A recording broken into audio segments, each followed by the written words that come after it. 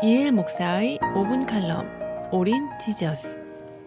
안녕하세요. 오린 지저스 5분 칼럼의 오린 순복음교회 이일 목사입니다.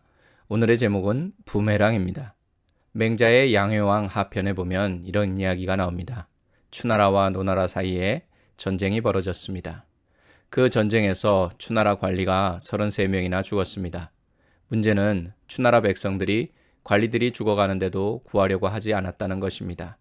그때 추나라 왕인 목공이 화가 나서 맹자에게 물었습니다. 상관이 죽는 것을 바라만 보고 있던 그들을 모두 처벌하자니 수가 너무 많고 그냥 두자니 윗사람 죽는 것을 미운 놈 바라보듯 했으니 이를 어찌하면 좋겠는가. 그러자 맹자가 이렇게 대답했습니다. 왕이시여, 흉년이 들었을 때 늙은이와 어린아이는 굶어 죽고 젊은 장정들은 사방으로 살 길을 찾아 떠난 수가 수천 명이었습니다. 그때 임금의 창고에는 곡식과 재물로 가득했습니다. 그런데도 백성을 구제할 대책을 세우지 않고 보고만 있었습니다.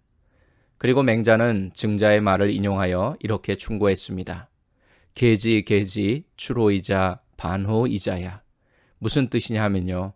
경계하고 또 경계하라. 내게서 나간 것은 내게로 돌아오는 것이니라. 맹자는 계속해서 말을 이어갔습니다.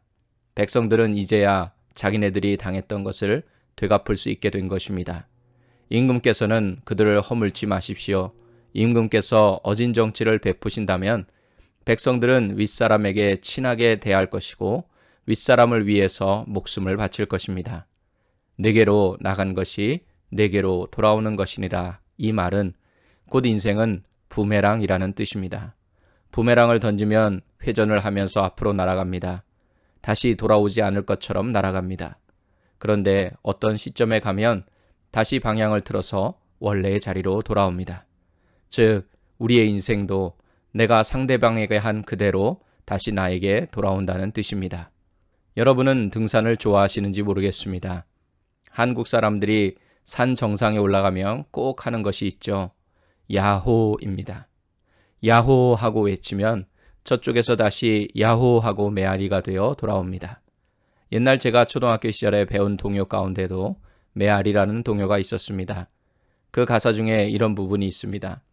산에 산에는 산에 사는 메아리, 언제나 찾아가서 외쳐 부르면 반가이 대답하는 산에 사는 메아리. 사실 산에 나무를 심어 메아리가 있게 하자는 동요인데요. 그런데 여러분, 이 동요처럼 우리가 어떤 소리를 외쳐도 메아리는 언제나 반갑게 대답을 해줄까요? 우리가 산꼭대기에 가서 큰 소리로 욕을 해도 메아리는 반가이 대답을 해줄까요? 그렇지 않습니다. 메아리는 우리가 반가운 소리를 해야만 반가이 대답을 해줍니다.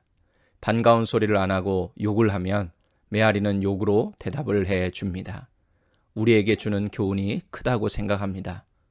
여러분, 다른 사람은 나를 보는 거울과 같습니다. 거울에는 어떤 속성이 있습니까? 내가 하는 행동을 그대로 따라합니다.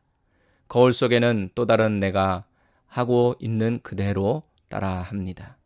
이처럼 다른 사람이 거울 속에서 내가 하는 그대로를 따라하는 나와 같다는 사실을 알아야 합니다.